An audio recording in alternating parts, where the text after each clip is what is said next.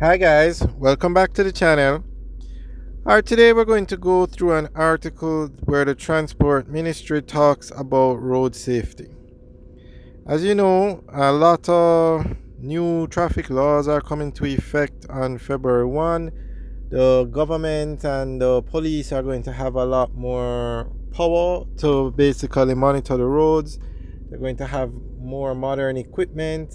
They're going to be able to check when they stop a passenger. They're going to be able to check their record to see if there are any outstanding tickets, any warrants, how many tickets they've gotten. So the transport ministry is also talking about road safety, and they're hoping that these new laws will help with road safety on the road, because you can now issue tickets from cameras. So if you run a red light in Jamaica, you're going to get a ticket in the mail. All right, so they're hoping that these things will help with road safety. So let's go through the article and get an update. And the article heading is Transport Ministry will not relent on road safety. All right. The goal of achieving safety in the traffic environment is a task that the Ministry of Transport and Mining will not relent on, says Portfolio Minister Honorable Audley Shaw. Delivering the keynote address at the inaugural meeting of the Jamaica Caribbean Youth Network for Road Safety held yesterday at the University of Technology, Mr. Shaw said road crashes place a heavy burden on the nation, cause trauma to families, and his team is committed to reducing the crashes. Road traffic injuries place an enormous burden on the country's economy and healthcare systems, especially where young people constitute a major part of the population. With this meeting, it is vital to engage youth in road safety policy design and implementation, the minister emphasized. He argued that more than 450 persons losing their lives in 2022 due to road crashes, too many productive people who had their whole lives ahead of them are dying.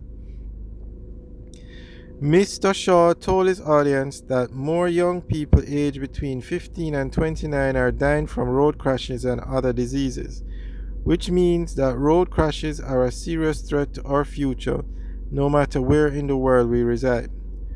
When we lose these young lives, it is not only the families that suffer, but we suffer as a nation. The pain and grief are a powerful driving force to help to prevent similar devastation and grief to other families, the minister said. Statistics from the Road Safety Unit state that the main causes of crashes are excessive speeding, drivers failing to keep to the correct side of the roadway, overtaking, and pedestrian errors. The minister said this can only be reduced by behavioral change and discipline. Therefore, road safety requires a comprehensive, combined approach from every Jamaican to ensure that lives are not lost. We must remember that the faster we drive motor vehicles, the longer they will take to stop and the greater the impact of the collision, he added. The Youth Network for Road Safety was established by Transport Operators Development Sustainable Services, TODSS, to engage some 5,000 young people in the Caribbean in designing, developing, and implementing programs and projects aimed at promoting road safety. Alright, guys, that's the end of the article. So let us know what you think. You can leave your comments in the section below. And I found it very interesting that, well, we all know one of the main reasons for for road crashes is speeding, overtaking, or driving on the wrong side of the road. And the one that stood out is pedestrian errors. That's very important when it comes on to road safety, because a lot of times persons just cross the road anywhere. They don't use the pedestrian crossing. So I found it very interesting that they mentioned that point.